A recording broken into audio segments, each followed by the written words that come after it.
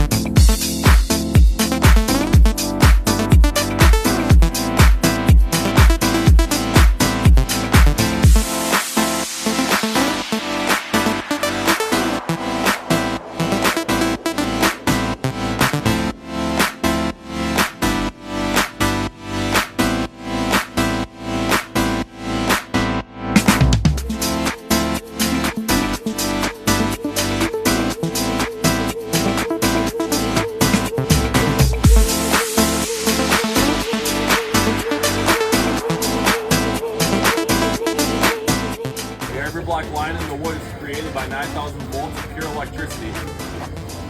I got a machine that I built that has clamps on it, and I got my secret sauce that I make that's spread all over the wood. And when I attach the clamps onto that wood, it's that electricity that will flow through the sauce that burns the wood up. And it's all 100% random, so no two pieces will ever be the same.